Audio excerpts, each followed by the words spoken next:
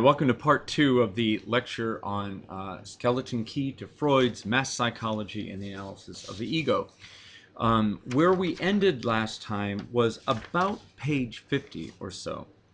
And we had been looking at Freud's basic theory of society as something composed out of the human energy blocked from direct drive satisfaction, blocked from the realization of desire, and rechanneled through some process of projective inversion and displacement into the relationship between a follower and a leader, and all of the values and valued things that the leader promotes. So in Freud's analysis of mass psychology, his attempt to make sense of political movements and political mobilizations around World War I, he recognizes that the key to understanding the mass, right? The key to understanding the mass and the structure of the mass, the political mass, is to understand the relationship between the follower and the leader, which is one of identification and suggestibility. And we've gotten as far as our discussion of the two forms of emotional bond that dominate in a in psychoanalytic theory, and that is the bond of psychological identification, which involves the incorporation, right? Literally, the assimilation and incorporation of an other into the self. So you introject the other into the self. You be like the other. So, in Melanie Klein's work about the early dyadic relationships between infant and child, she literally claims that the child gets a rough sense of self by incorporating the other. In many ways, that's what the mirror relationship between mother and child is. So when you identify with the mother, you incorporate it into yourself. When you identified with any other, you incorporate that other into yourself, all right? And they live inside of you in some way, right? That their values, their judgments, their image lives inside of you. And that is essentially what an ego ideal is. An ego ideal is an internalized a representation of an other that is ideal for you, that seems to resonate on the same value frequency that you do, and that you take as a kind of model for the development of the self. So the rough draft, or the sketch upon which the human subject is built, comes from the incorporation. It literally, like it's imagined, is kind of an eating and incorporating the other, and that's what identification is. So to Freud, identification is never mere imitation. So when you have a crowd of people acting alike, they're not imitating each other, but they've actually incorporated the same ego ideal. They have the same standard. They have the relating to the same other, right? Okay, so that's how far we got last time. And I made the claim then that there were three sort of modes of identification, three ways of incorporating an other in a position of ego ideal within the self.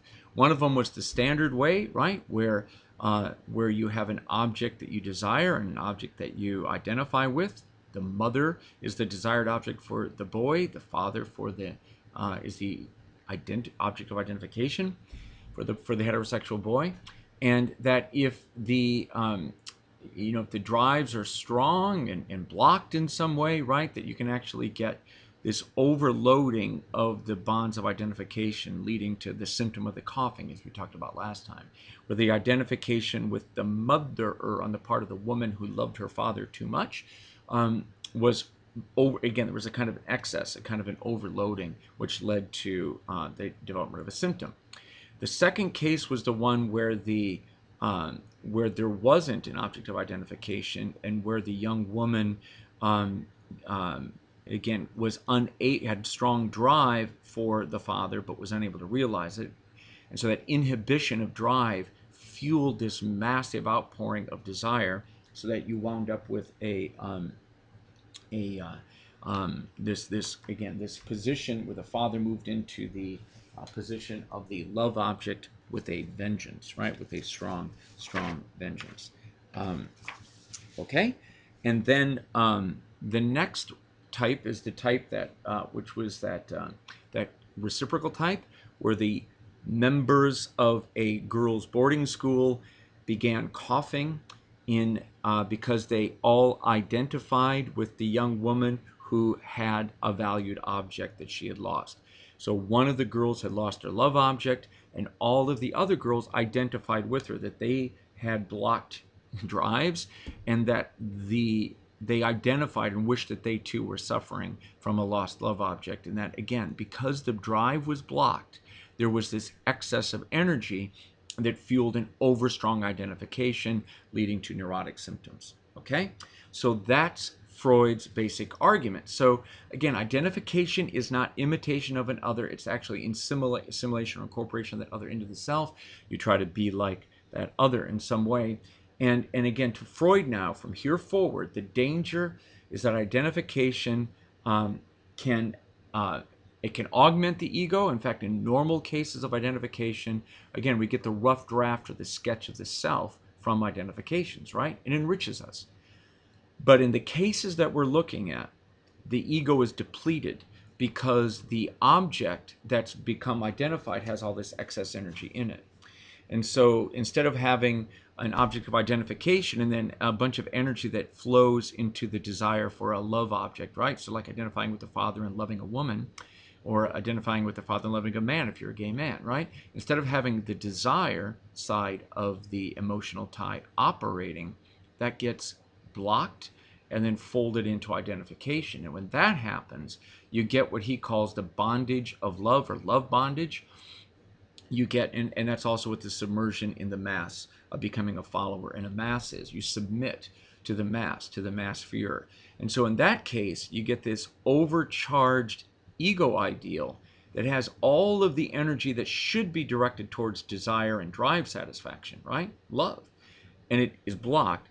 And so you get then this overloading of identification, and that this can often deplete or damage or drain the ego. And this is where Freud thinks that we get into a lot of problems. So I think we ended right before the break here by talking about Freud's claim that the I've got the wrong image here, don't I?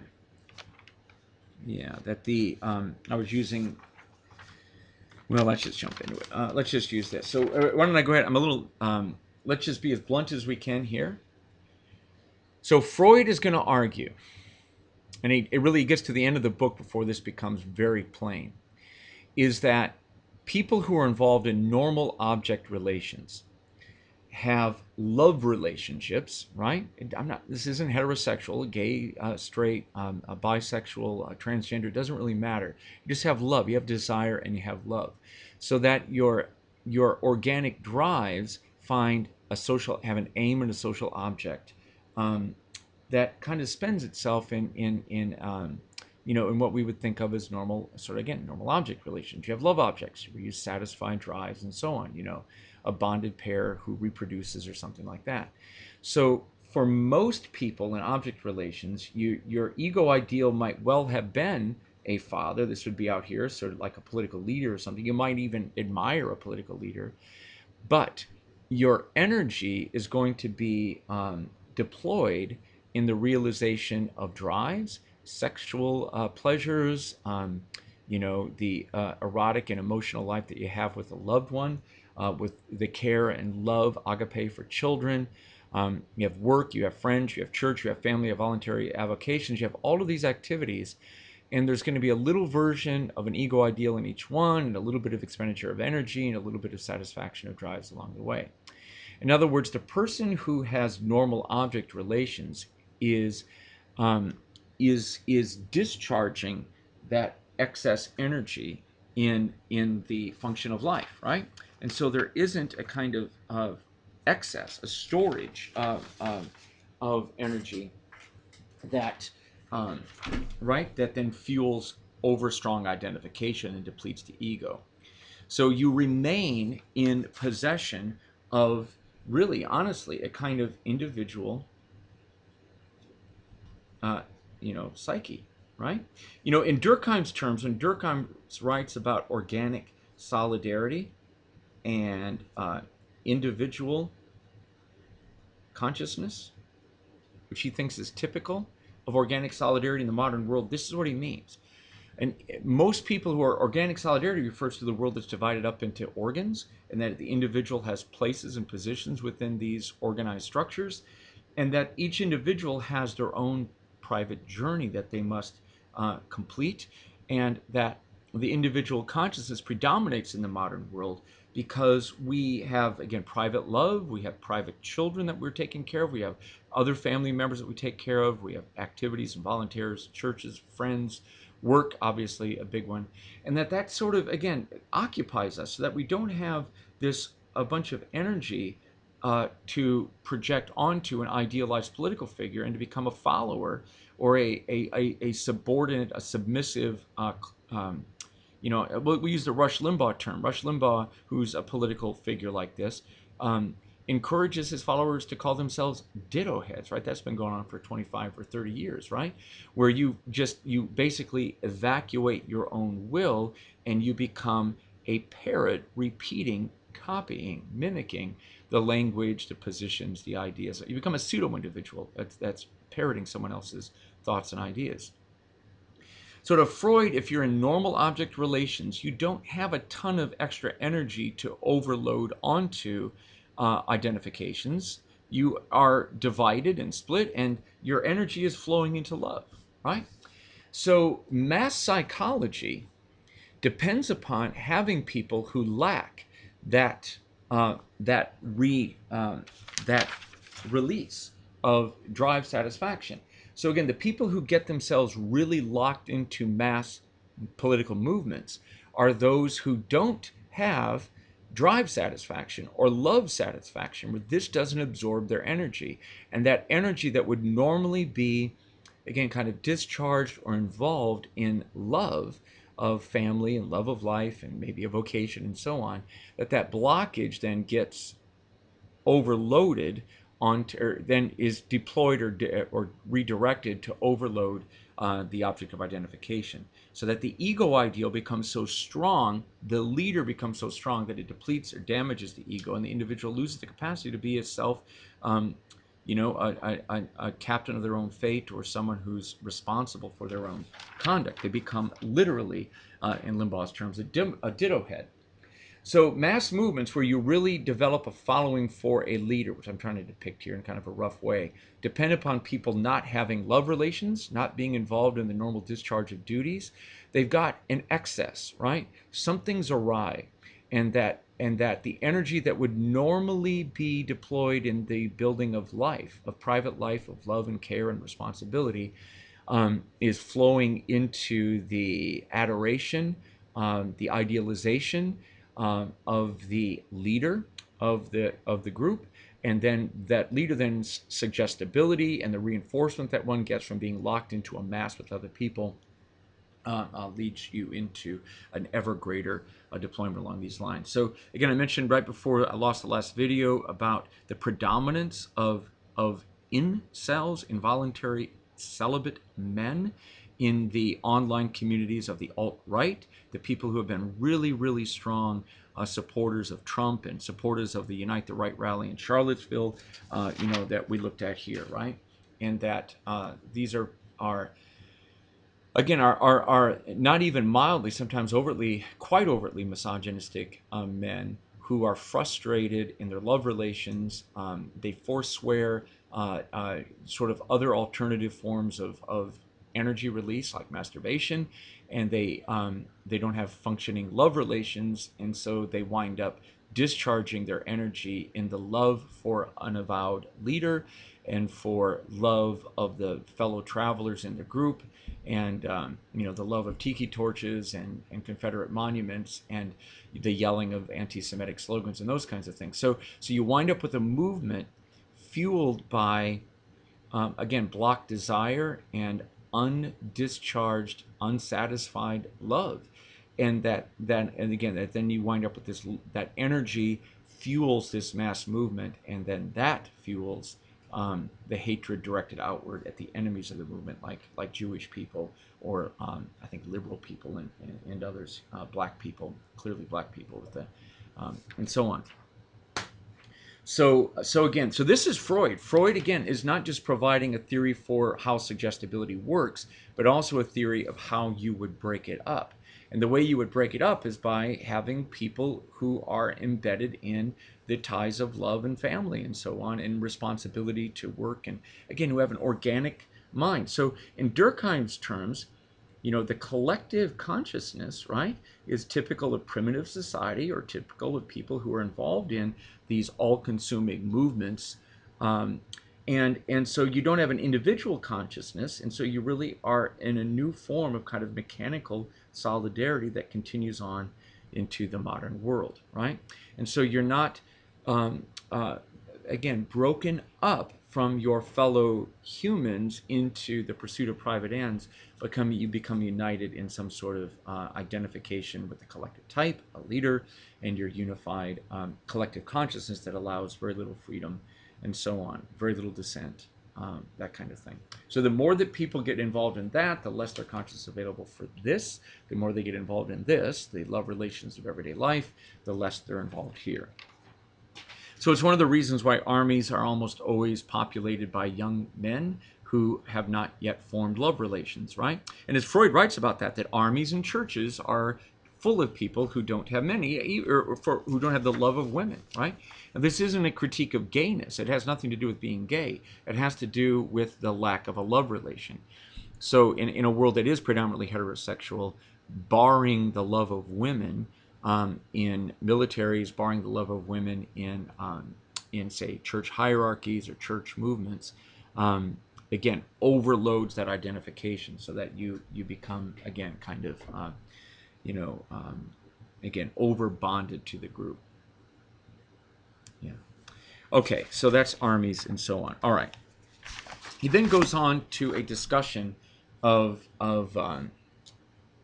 I'm kind of uncomfortable with page 51, where he has a discussion of sort of a psychoanalytic theory of homosocial desire or gay desire and gay relations. And he claims that it has to do with the fact that a young boy reaches a certain point where they have to renounce the mother as their form of identification and shift it to a father.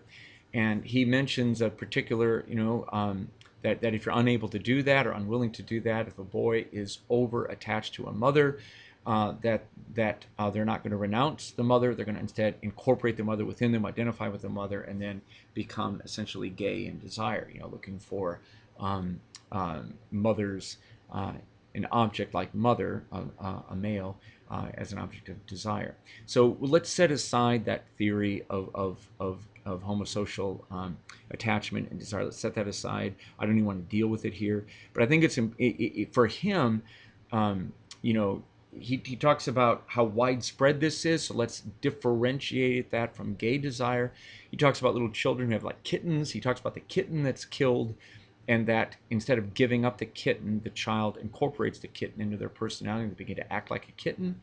Hitchcock's great film Psycho depicts a similar process, a young man unable to give up a mother, and then after the mother passes, we'll leave that unexplained, he incorporates the mother into the self. He essentially eats the mother. She takes over. She becomes, so there was some kind of erotic charge that he had for the mother. When she passes, she becomes his ego ideal and actually vacates his entire ego. The film ends with him essentially becoming his mother. She takes him over. So this is a problem, and this can happen in political movements, right, where the individual ego gets completely flooded or overwhelmed by the leader and the leader's desire, right? Okay, then he talks on page 52 the case of melancholia. So in melancholia, when people have depression, right, this is a psychoanalytic theory of depression. So he claims that depression results when a lost object isn't just given up, but it's incorporated into the self.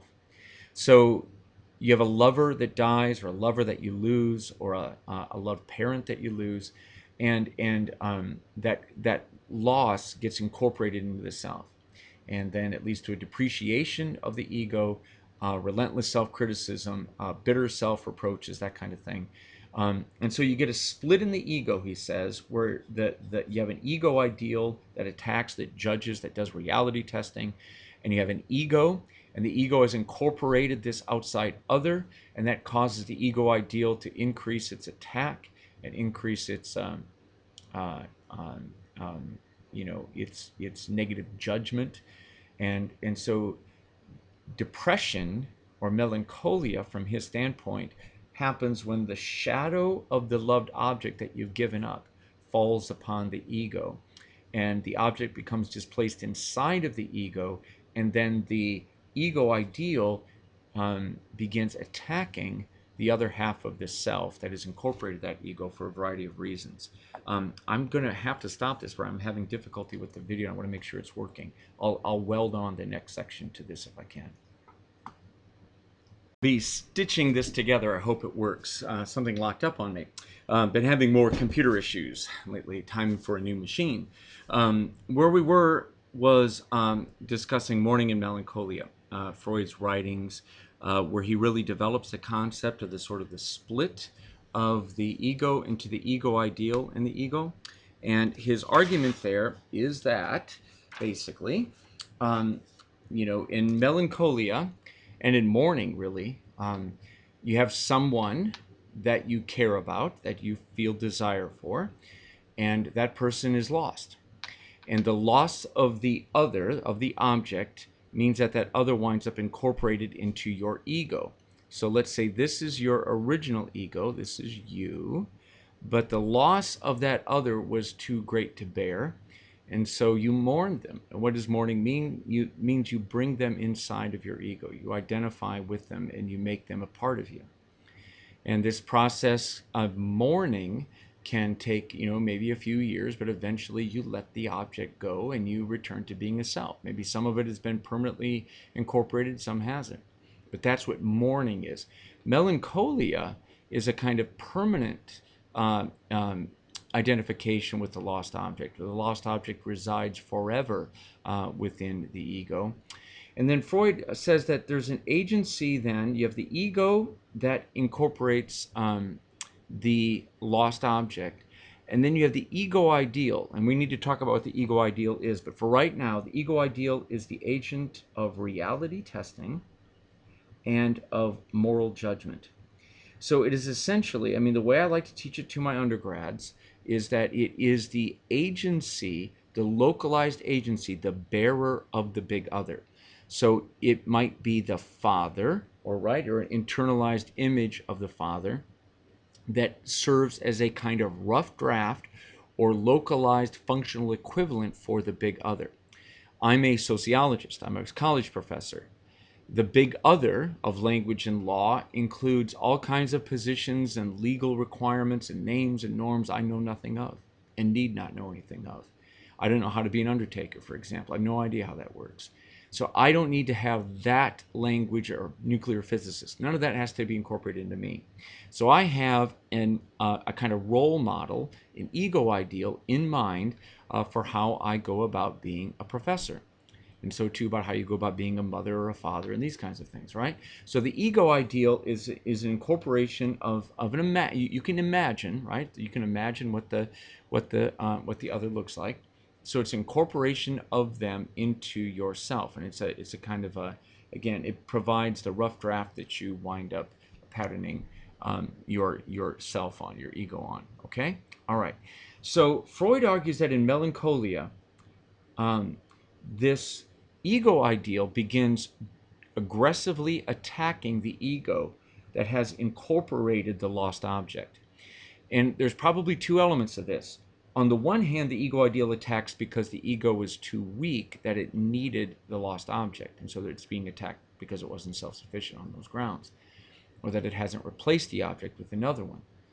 But it also directly attacks the incorporated lost object. So the way this would work is that the object left you, like a lover that left, or an important person that has died, and they've abandoned you. And the ego ideal attacks the other, wreaks vengeance upon the other that has been incorporated inside of you, right? So the other is gone, right? The actual object is gone. You can't get vengeance against them, but you can attack the part of that other that's inside of you. So melancholia is this sort of inner attack that's fueled by a desire to wreak vengeance upon the need that one has for another, and so on. So let me see if I can find, where this is. So, right? So the ego ideal is the agency of self-observation, moral conscience, censorship of drives, of dreams, those kinds of things, of repression. It is the heir to the original narcissism with childhood ego enjoyed self-sufficiency. You can sort of leave that out, but the ego ideal is, I've got a drawing here that I hope helps. But again, this is sort of how I present it, is that, again, like only some of the big other, the superego, is relevant for you, right? And that is the ego ideal. So the ego ideal is the localized embodiment of the language and law relevant to you, and that provides a model upon which you guide your conduct, right? So it's an ideal ego that is situated by and determined by the symbolic structure of the big other. So again, like it's a role model, literally a role model that provides a kind of so you can fashion yourself upon this and please the big other and be pleased by the big other, at least be allowed to be pleased by the big other in the way that you want. So that's the ego ideal. Okay? All right. So in mourning, that ego ideal attacks the part of the self that has been brought within. So you get this cruel self-deprecation, right? Relentless self-criticism, bitter self-reproaches, that it should be directed at the object, but the object is gone, so it is instead displaced and is directed at the ego, especially the part of the ego that has incorporated this other self. Okay? Now, none of this really matters too much, except, again, that it's kind of a raging aggressor, but it is highlighting the significance of the ego ideal and telling us about how the ego ideal can get loaded with energy from the loss of an object. That's why he's doing this, okay? So then what he says is that when we get into, when we're the being in love phenomena, okay. So when we're in love, the being in love, you have an emotional cathexis. Does that not expire upon achieving one's aims or ends? So, again, in like our earlier image that we had, which I'm now searching for, there it is. So there are two sort of flows of energy towards an object of desire, an object choice. One is drive, uninhibited sexual drive, right? And that's age dependent and socially mapped, right? And then in addition to that, you get a kind of idealization and a kind of sublime adjunct to drive. So you feel sexual desire, sexual drive that seeks the object, and along with that comes a kind of psychic acknowledgement of the fascination and the desire to possess the other, right? Okay, so that's the two components there. When you're in love, the emotional cathexis that takes place does not expire upon achieving the aim of sexual satisfaction. So you know you're in love when, after the drive has been satisfied, the desire continues. That the connection, the desire to possess, outlives the sexual encounter or the realization of sexual desire. I know this is very sexual in Freud's writings, but I can't help that. This is what it is. So in his words, you know you're in love when the feeling and the desire to possess the object endures passionless intervals between, moments of passionate satisfaction. So then he asks, what happens if the original love? Oh, yeah, let's leave this out. So then, so there's a separation then, that the emotional tie in desire, in object choice, takes two forms. It's the sublime, unsensual, heavenly love of devotion, affection, worship, and adoration. And that's because at least part of the desire is inhibited in aim. So you idealize the other. And then part of it is simply sensual, earthy love, drives, uninhibited drive satisfaction. Okay? So those are the two sort of streams of energy that go. And so being in love, he said, you know you're in love when number one predominates over number two. When the aim-inhibited, sublime feelings of love and adoration, the emotional attachment, essentially is stronger than the sensual and earthy drive satisfaction. Okay, and you can tell how much you're in love by how much of this predominates over that. Right? That again, that it doesn't disappear upon love. Okay, 56. So when the object, again, when there is any blockage here of the drive, okay, it leads to what he calls an overvaluation, a sexual overvaluation. Okay, so that's typical of being in love, that the object is free from criticism and there's surplus value essentially attached to the traits of the other. So the longer you go without having sexual or earthy love, or the more that's constrained, unconsummated or unrequited love, the more that happens, the more that the energy that should have been expelled here gets translated onto here. So just to be real blunt, he argues that that idealization is always a displacement of narcissistic self-love onto the other. Okay, so real fast. So the energy of desire is something that comes from the self, and that if your drive is blocked, then you're going to fuel this transfer of self-love onto the object. The self is going to get depleted as the object gets inflated, right? Something like that. And that's, again, what happens when you are in love. Narcissistic self-love gets projected onto the object. The object serves the object seems to be an ideal. We begin to partly identify with the object. It seems to realize ends that we can't. It seems to be farther along the path of value attainment than we are. And so that it gets this overvaluation. So idealization is greatest if sexual love never occurs. You develop what he calls like adolescent sexual or sentimental passion. The ego becomes modest, unassuming. The object grows, becomes sublime and precious. At extremes, it gets the object takes entire possession of the self, love of the ego.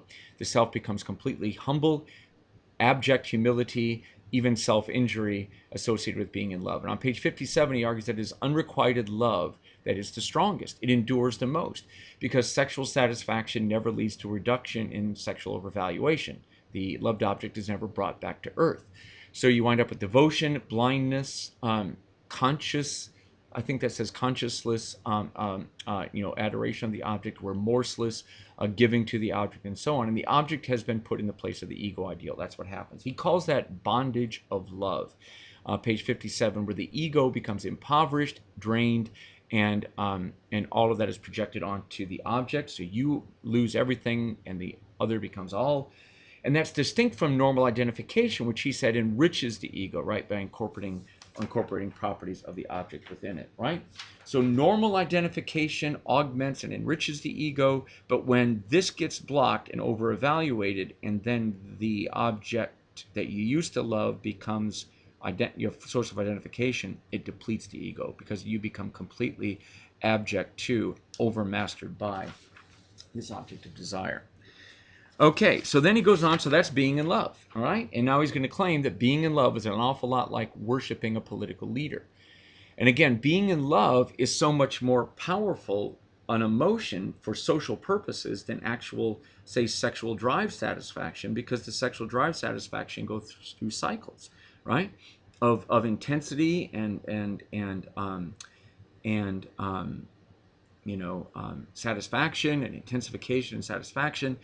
But that the being in love phenomena is permanent. And the more you block off the satisfaction of drives themselves, the more that fuels the being in love phenomena. So it is unrequited love, the lover that doesn't love back, that seems to most ignite this phenomenon. Okay, so being in love, so then he talks about page 58 on, I'm not going into a great deal of detail about this, but he claims that being hypnotized is like being in love. And he claims that the hypnotist basically also, just like the love object that you couldn't attain, slips into the position of the ego ideal, the same happens with the hypnotist, that the hypnotist gets in the position of the ego ideal. Okay?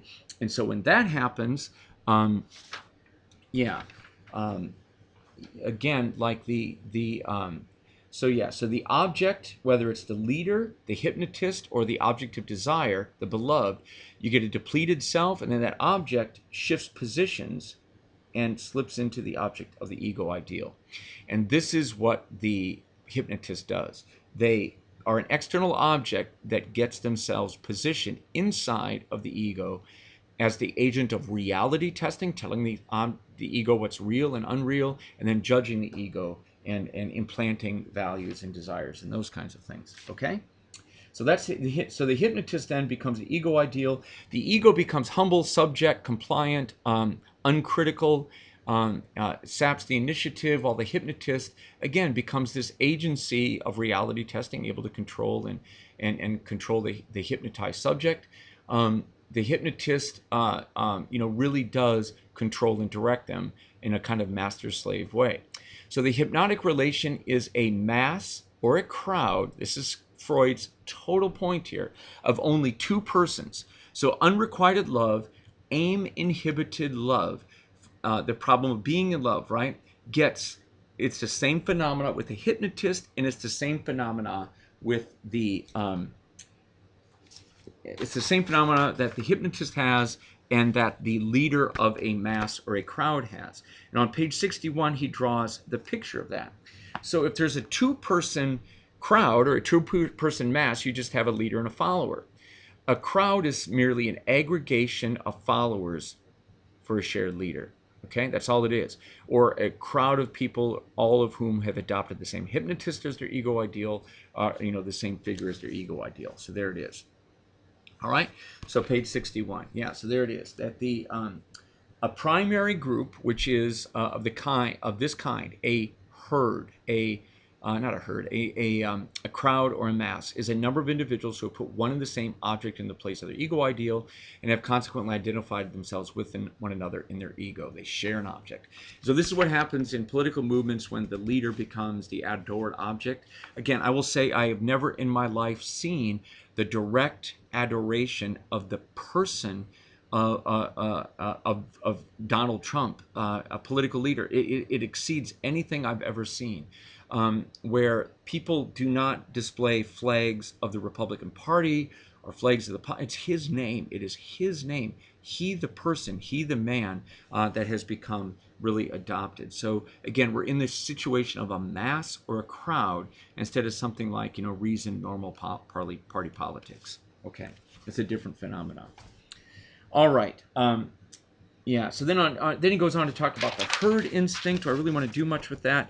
Yeah, let's just really fast. We'll jump through his section on the herd instinct. He critiques Trotter's famous book on the herd instinct.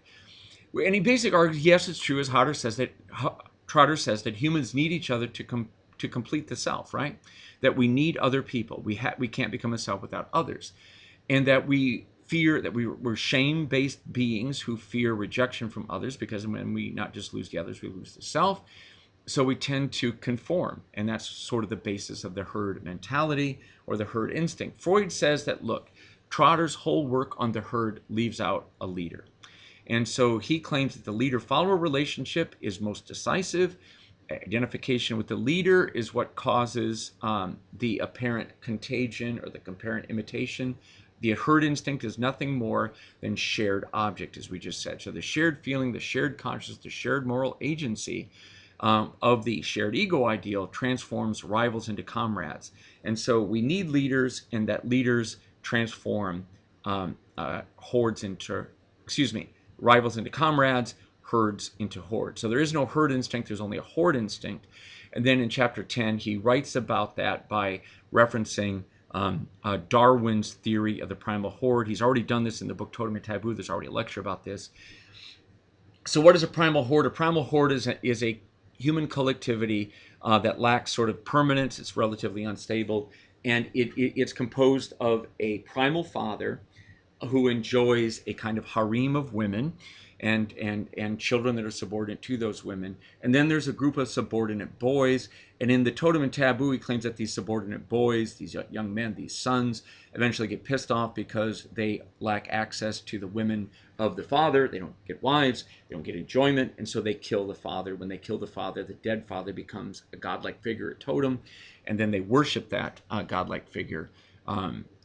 Okay, so in this account, Freud goes beyond that, and he says, look, even if the father doesn't die, you can create something like a society, and it's based upon the follower-leader principle, the leader principle.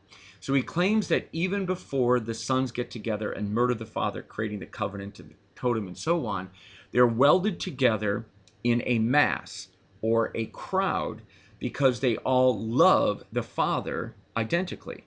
And so the father has equal love for all the sons. They all equally fear him. He equally persecutes them all, and it's that equality that he said again is crucial, that leads them to place Big Daddy as their ego ideal, and then to function as essentially a herd. Excuse me, not a herd, but as a crowd or a mass. Okay, so the primal father then is in the same position as the hypnotist, as the person that you're in love with, who's yet you overlove, and who becomes identified as your ego ideal. It's all the same. So it's the leader of the primal horde becomes the leader of the crowd. The horde desires unrestricted force, and the leader of the primal horde provides that for them, right?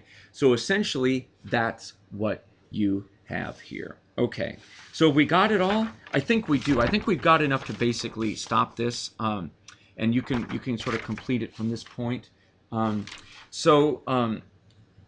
Yeah, so again, there's various ways of separating the ego from the ego ideal, and then the two ways are identification and then putting the object in the place of the ego ideal, those two ways. And yeah, so one of them is here where the object that you love is placed in the position of your ego ideal. That's the one that drains you. In normal identification, that doesn't happen, right? Yeah, yeah. Okay, so this is the one that drains. This is the one that is associated with the negative effects of the loss of individuality, of being hypersuggestible, of operating as though you have contagion, of losing an individual self. So again, in being in love, your sexual drives are blocked, and the energy of the drive gets transmuted into overvaluation of the object. Then that becomes the ego ideal. In hypnosis, the same process occurs, right, where there's a blockage of sexual drives. That's not what's happening here, and the hypnotist places themselves in the position of the ego ideal, and then they become the hypnotized subject becomes under the suggestibility and command of the hypnotist. And then the same thing happens in the mass or the crowd, that the individuals who form the relationship, the following for the leader, are people who have this phenomena underway. They have blocked drives. They're unable to satisfy their desires, and that blocked energy fuels either an overvaluation of an ego ideal that already exists, or an object gets displaced into the ego ideal, and that ego ideal then leads to this shutting down of the individual self, and then the emergence of the other into something like a mass or a horde, right? Or a mass or a crowd. So it's aim-inhibited sexual desires that ultimately is the energy that fuels the adoration of the leader by the follower, right? That's the secret. So this is what Mussolini was up to, what Hitler was up to. They become, they seek out followers, and they seek to become placed in the position of the ego ideal. Love is crucial. So I love you, I love you, I love my following. The following loves itself because we all recognize in each other that we share an object, right? And so we love each other for the same reason. So we're bathed in the glory of love, but because we are beings of ambivalence, bivalence, two feelings, love and hate, this overt expression of love masks that unconscious hate, right? Hate for each other, hate for the ego ideal, hate for the leader, and that then gets displaced by the leader onto targets, onto enemies, and outsiders, right? So you hate down, you hate out, and you define enemies to go after. And so again, what I think is really important, we'll just use the last image here, that to Freud, this is the secret to crowds, to groups, and to mass psychology in the political realm. If you have people who are individuated with love relations that drain their energy away and so on, you tend not to have mass politics. You can have the politics of party, you can have the politics of policy, you can have reason, you can have experts and so on, but you tend not to get a mass following. You're not going to get, if you have love relations in a family and that kind of stuff, you're not going to be following around a political figure and going to rallies as though they were, as though you were a groupie of like the Grateful Dead. That's not going to happen. You have too much going on, and you don't have the energy because your energy is being depleted in love. If you don't have real love, then you have this excess energy that then gets reflected in one of two ways onto the ego ideal, onto the politician or the leader of the crowd, or the horde, the crowd or the mass, right? And then you get this flow of love, right? The flow of love, and then the love for each other because we share the same ego ideal. We all love the same figure. We're Nazis. We all love Hitler. We're fascists. We all love Mussolini. They're the leader of us. They represent the ego ideal for us, and it's love. So again, it's young people, especially young men, blocked in desire, blocked in satisfaction. I think again the incel thing is relevant here. People who don't actually have love relations, and then they have a lot of resentment, a lot of anger, and so on, and they form these eroticized attachments then to leaders. And then they join movements that allow them to discharge the energy into hate for a targeted group or something like that. Now, Freud's work, again, we're later in the semester, we're going to talk about the great book, Escape from Freedom, with Erich Fromm. But I've written with my colleague, Kevin Amadon, we've written about Klaus Tewelite's Male Fantasies, which is an analysis of proto-fascism and fascism, the subjectivity of men in fascism. And one of the things that just comes up in here over and over again is that the men who become fascists are men who don't really love women. They don't have sexual sublim. So they tend to love women who are unavailable and unattainable, and then they get really angry and resentful towards like physically available women, sexually available women. So they love their sisters, they love their mother, they love nurses, they love a woman that is unattainable, a virgin basically, while hating actual women that might be available. And then they block their drives, and then that gets then transferred onto this eroticized relationship to the military unit, to warfare, towards leaders, towards marching in formation, all those kinds of things. I think actually this is a 2-volume book. Klaus Tewelite wrote this as a young man. I really love this image here. Like this is, I think, the last image in book 1. So this is Hitler on a balcony, back on a balcony again, looking at troops marching in formation. And that the men who join with ardor, right, who have ardent support for Nazi, are willing to give their life for it, are willing to, that they're not primarily involved in normal love relations, right, object relations, love for women, love for children, love for, again, I'm heterosexualizing this because it was historically that, but you could, degender it and desexual identify it, and it would still work. You just don't have object relations in the form of desire for an object. Instead, your desire for an object doesn't exist, or it's blocked, or it's impeded in some way, and then that hyper-energizes your love for the Führer, and then you join a political movement based with other people who also join the Führer, and go from there. At the end of Totem and Taboo, Freud mentions Klaus von Zinzendorf, where he talks about, again, let's shift this into the religious realm. So Zinzendorf is Oskar Pfister wrote a book, one of Freud's fellow travelers, first generation psychoanalyst, a Lutheran minister of all things, wrote a book about Zinzendorf. So Zinzendorf is a is a count, a nobleman basically, who owned some territory and brought in Moravian settlers onto his territory. And when they arrived, he was sort of the charismatic leader of this group, and they developed this bizarre cult of the wound, the blood and wound of Jesus. So this is the side wound of Jesus that you're seeing here. And the side wound of Jesus became an object of cult adoration, and the relationship to the charismatic leader, Zinzendorf, he seemed to have the kind of the magic infusion from Jesus itself. And they developed these really erotic love feasts. They were called love feasts.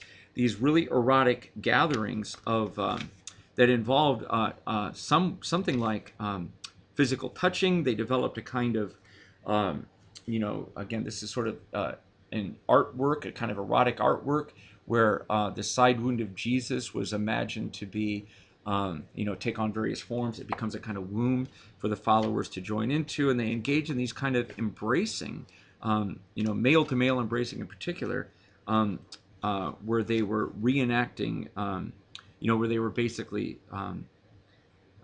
engaged in a kind of ritual reenactment of the wounding of Jesus, and then dwelling within the side wound of Jesus, and so on.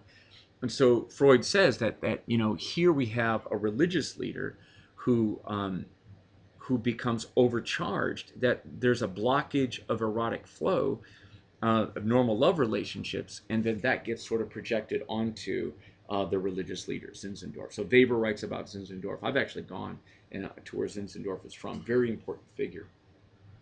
But again, an eroticized relationship to the leader, right? That emerges. Okay, I think we're going to leave it there. So to Freud, this is a worry. This is a world of organic solidarity, of people lost, and not lost, but living their lives in their own individual psyche, in a world of object relations with specific others. This is a world where people don't expend their energy in their life in love of specific others, and the energy that's blocked, that's unsatisfied, that's unrealized, that desire that's unrealized, winds up fueling this over-identification with the leader of the mass, and then that leads to this kind of bonding, identification of bonding with the fellow travelers in the mass. Okay, so beware political movements that are fueled with angry people who come together in love of each other and for the leader, and then the leader directs that anger that's been repressed onto outsiders. Beware of people who are looking for something like erotic pleasure of various kinds, or immense infusions of joy from participating in a political movement. Beware political movements that, again, that depend upon people being disconnected from, and sort of authorize people being disconnected from the world of love and care of others, right? That you then wind up in mass politics, which is something that leads down the road of authoritarianism and fascism instead of down the road of participative democracy. With that, we'll end.